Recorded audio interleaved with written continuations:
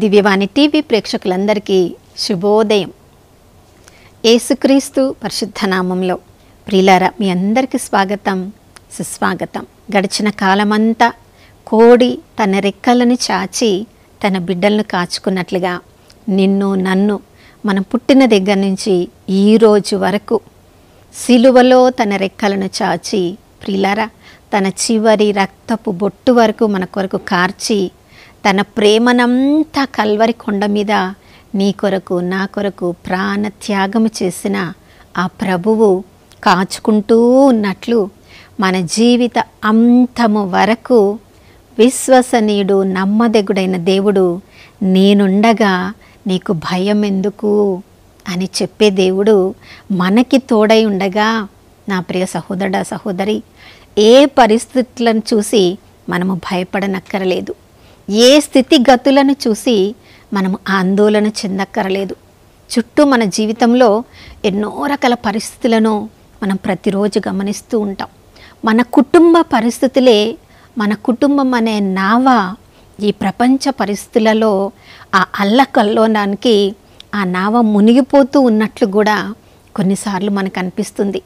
కన్నీరు కార్చి కార్చి కార్చి దానికి ఎప్పుడు దేవుని దగ్గర నుంచి జవాబు వస్తుందని కూడా ఎన్నోసార్లు ఈ వాక్యాన్ని వింటున్న మీరు కూడా కన్నీరు కార్చి కార్చి ఎదురు చూస్తూ ఉండవచ్చు.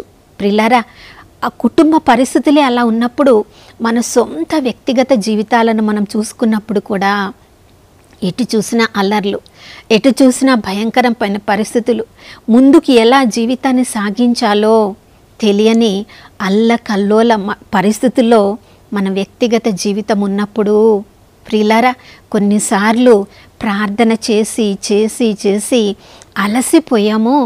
ఇక ఎక్కడ నుంచి నాకు సమాధానం వస్తుంది? ఇంత ఎక్కువగా ప్రార్థన చేసినా కూడా దేవుడు నా మొర ఆలకించడం లేదు అని మనకు అనుకుంటూ ఉండవచ్చు. నా ప్రియ సహోదరి సహోదరులారా, అపోస్తుల కార్యములు 3వ అధ్యాయంలో మనం చూసినప్పుడు ప్రియులారా పేతురు, యోహానులు చూడండి, సాధారణ జీవితాన్ని దేవుడు వారికి ఏర్పరిచిన ఆ సందేశాన్ని అందరికీ ప్రచురింపచేసే ఆ కార్యక్రమంలో వాళ్ళు ఉన్నప్పుడు వాళ్ళ వ్యక్తిగత జీవితం కొరకు అలవాటు ప్రకారంగా ప్రార్థన సమయంలో వాళ్ళు దేవాలయానికి వెళ్ళారు. ప్రియులారా, దేవాలయానికి వెళ్ళడము అందరిలాగా ఏదో సాధారణ వ్యక్తుల్లాగా వెళ్ళినప్పటికీ వారి లోపల పనిచేసే శక్తి ద్వారా కుంటివాడు అక్కడ కూర్చొని భిక్ష అడుగుతూ ఉన్నాడు. ఎంతోమంది వాడిని చూస్తున్నారు. కొంతమంది పట్టించుకుంటున్నారు, కొంతమంది పట్టించుకోవడం లేదు. ఆ పట్టించుకొని వారిలో వీరు ఉండకుండా అయ్యో మేము ఏదైనా చేయగలమా అని ఆలోచించి తమలో ఉన్న యేసు ప్రభు శక్తి ద్వారా అతని నడవడానికి శక్తిని ప్రసాదింపగలిగినప్పుడు అది తట్టుకోలేని ధర్మశాస్త్ర బోధకులు, పరిసయ్యులు వాళ్ళని చెరసాలలో ఉంచి వాళ్ళని ఏమీ చేయలేక బెదిరించడం మాత్రము వాళ్ళు చేయగలిగారు. మీరు యేసునామంలో మాట్లాడొద్దు, యేసునామంలో అద్భుత కార్యములు చేయవద్దు, యేసునామంని మీరు ప్రకటించవద్దు అని బెదిరించి ఆ చెరసాల నుంచి పంపివేసిన తర్వాత 4వ అధ్యాయంలో 28వ వచనం నుంచి మనం చదువుతున్నాము. ప్రియులారా, వాళ్ళు చెరసాల నుంచి విడుదల పొందిన తర్వాత తమ కొరకు ప్రార్థించే ఆ సంఘము దగ్గరికి వచ్చినప్పుడు వాళ్ళందరూ మాట్లాడిన మాటల్ని మనం చూసినప్పుడు చాలా ఆశ్చర్యంగా ఉంటుంది. మీకేమైనా దెబ్బలు తగిలాయా? మిమ్మల్ని ఏమైనా దెబ్బలు కొట్టారా? మిమ్మల్ని ఏమైనా హింసించారా? మీకు ఏదైనా ఆపద కీడు జరిగిందా? ఇలాంటి మాటలు వాళ్ళు మాట్లాడలేదు ప్రియులారా.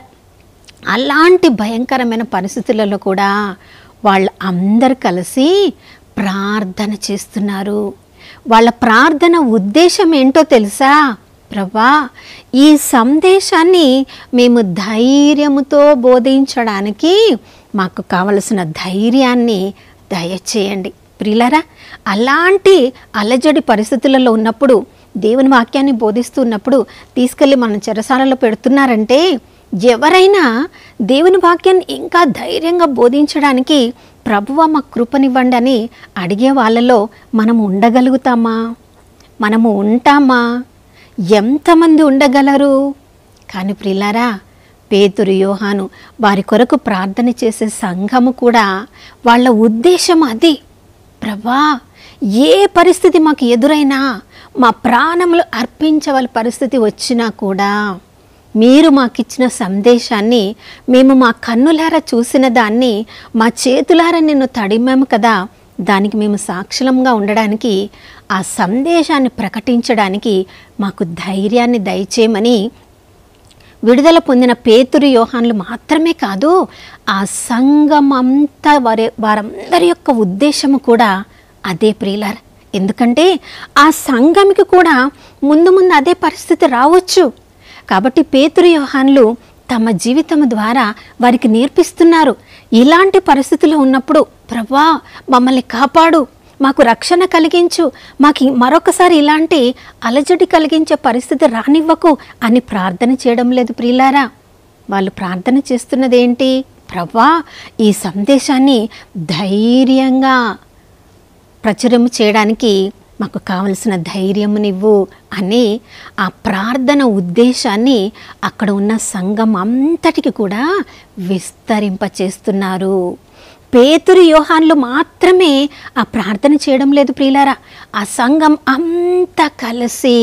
అందుకనే మనం వ్యక్తిగత ప్రార్థన అవసరమే, కానీ సంఘంలో దేవుని చిత్తం నెరవేరాలంటే ఆ సంఘం అంతటి కొరకు, ఆ సంఘాన్ని పరిపాలించే నాయకులందరి కొరకు సంఘం అంతా కలిసి ప్రార్థన చేయాలి.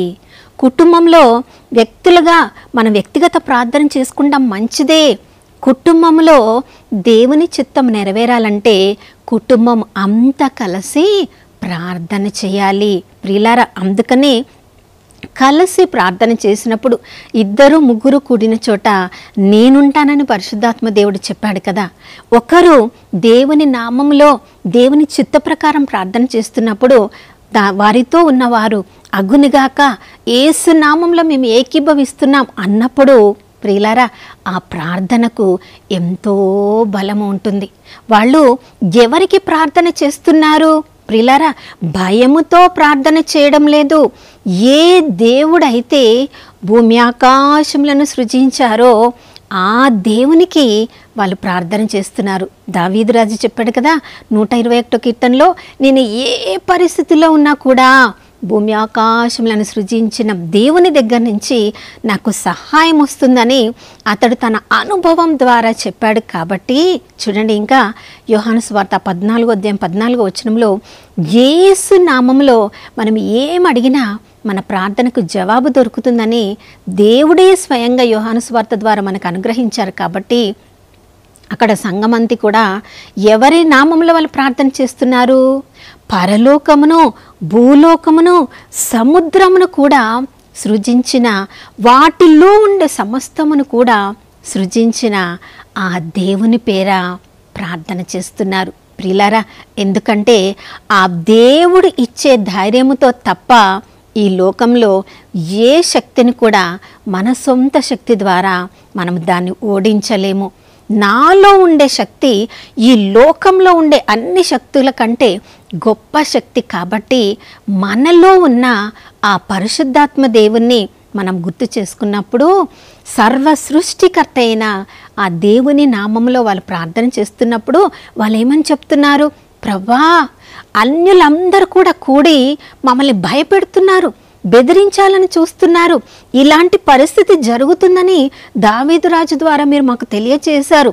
దావీదు రాజు భయపడనట్లుగా మేము కూడా భయపడకుండా ఉండినట్లు సందేశాన్ని మేము ధైర్యముతో ప్రకటించినట్లుగా మాకు కృపను దయచేయమని వాళ్ళందరూ కలిసి ప్రార్థన చేస్తున్నప్పుడు ప్రియులారా, ప్రార్థన చేసి ఆ ప్రార్థనకి జవాబు ఎప్పుడో వస్తుందిలే అని వాళ్ళు వెళ్ళిపోలేదు ప్రియులారా. వాళ్ళు ఎంత విశ్వాసంతో ప్రార్థన చేశారంటే అప్పటికప్పుడు వాళ్ళు అడిగినది తప్పకుండా అప్పుడు జరుగుతుంది. అప్పుడు మేము ధైర్యంతో నింపబడతాము. ఇక్కడి నుంచి బయటికి వెళ్ళిన తర్వాత ఏ పరిస్థితి ఎదురైనా కూడా మేము ధైర్యంతో ఆ యొక్క సందేశాన్ని బోధిస్తామని అందరూ విశ్వాసముతో, ఒకే ఆత్మతో, ఒకే ప్రాణముతో, ఒకే మనస్సుతో వాళ్ళు ప్రార్థన చేస్తున్నారు. కాబట్టి ఆ పుట్టలో చివరిలో మనం చదువుతున్నాము, వాళ్ళు అలా ప్రార్థన చేస్తూ ఉన్నప్పుడే చూడండి, పరిశుద్ధాత్మ దేవుడు వారి మీదకి దిగి వచ్చినప్పుడు అక్కడ ఉన్న భూమి అంతా కూడా కంపించిందంట ప్రియులారా. ఆ పరిశుద్ధాత్మ దేవుని శక్తి వారిలో ప్రవహిస్తున్నప్పుడు ఆ భూమి కూడా తట్టుకోలేకపోయిందంట. వారిలో ఈ లోకానికి చెందిన అవిశ్వాసము కానీ, భయము కానీ, భీతి కానీ ఉన్నప్పుడు అవన్నీ కూడా తొలగించబడి అక్కడ ఉన్న వారందరూ కూడా ధైర్యపు ఆత్మతో నింపబడ్డారు. వాళ్ళు ఇంకా ఏమని ప్రార్థన చేస్తున్నారు? ప్రభువా, మేము ఈ వాక్యాన్ని బోధిస్తున్నప్పుడు యేసు నామములో మీరు ఆశ్చర్యక్రియలు చేయండి, అద్భుతాలు చేయండి, ఆ వాక్యాన్ని సత్యమని మీరు నిరూపించండి అని దేవుని చిత్త ప్రకారం వాళ్ళు ప్రార్థన చేసినప్పుడు అప్పటికప్పుడే వాళ్ళ ప్రార్థన ప్రకారము వాళ్ళు దేవుని ఆత్మతో నింపబడి, ధైర్యపు ఆత్మతో నింపబడి అందరూ కూడా అక్కడ నుంచి దేవుని వాక్య పరిచర్య చేయడానికి అక్కడి నుంచి వెళ్ళారని మా వాక్యాన్ని చదువుతున్నాం. ప్రియులారా, విశ్వాసుల ప్రార్థన అంటే అలా ఉండాలి. నువ్వు ఇప్పుడు ప్రార్థన చేస్తున్నావంటే ఎప్పుడో ప్రార్థనకు జవాబు వస్తుందిలే కాదు.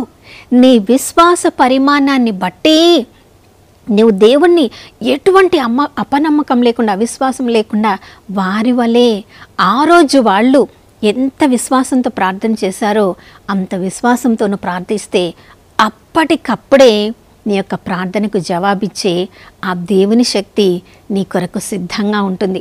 మరి ఈరోజు ఈ ఉదయకాలంలో నీవు ఎలాంటి అలజడి పరిస్థితుల్లో ఉన్నావో, నీ కుటుంబం ఎలాంటి అల్లకల్లోల పరిస్థితిలో ఉందో, ఏ భయములో, భీతిలో, ప్రభువా ఈ పరిస్థితిని ఎదుర్కోవడానికి, నా కుటుంబంలో నీ పరిస్థితిని నేను జయించడానికి నాకు ధైర్యమునివ్వమని అదే విశ్వాసంతో నువ్వు అడిగినప్పుడు ప్రభువు తప్పకుండా దయచేస్తారు. ఇక ఆలస్యం ఎందుకు?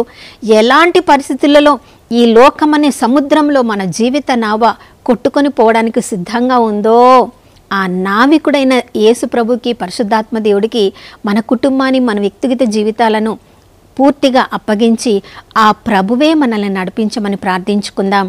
నాతో కలిసి ప్రార్థించండి. పరిశుద్ధుడైన దేవానికి స్తోత్రములు తండ్రి. ప్రభా, వెంటనే మేము జవాబు పొందాలంటే ఆ ప్రార్థన యొక్క ఉద్దేశము చాలా ముఖ్యం.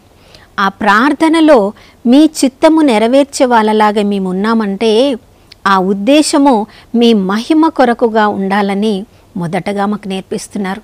తర్వాత ప్రభా, కుటుంబం అందరము కలిసి, సంఘం అంతా కలిసి ఒకే ఉద్దేశము కొరకు సర్వాన్ని సృష్టించిన యేసు ప్రభువు నామంలో మేము ప్రార్థన చేసినప్పుడు మా ప్రార్థనకు వెంటనే నువ్వు జవాబిస్తావు. అయ్యా, నీ సందేశాన్ని లోకమంతటా వెళ్ళి బోధించమని చెప్పిన నీ చిత్తాన్ని నెరవేర్చడానికి వాళ్ళు ధైర్యం కొరకు ప్రార్థించినప్పుడు నీ పరిశుద్ధాత్మ దేవుని నువ్వు వారి మీద కురిపించి ధైర్యపు ఆత్మతో నింపి లోకమంతటా వెళ్ళి శిష్యులను చేయడానికి వారిని పంపించినట్లుగా అదే ధైర్యపు ఆత్మను, అదే అందరం కలిసి ప్రార్థించే ఆత్మను, దేవుని ఉద్దేశం ప్రకారము ప్రార్థన చేసే ఆత్మను ఈరోజు నాతో కలిసి ప్రార్థన చేసే వారందరి మీద కుమ్మరించారని మేము నమ్ముచున్నాం.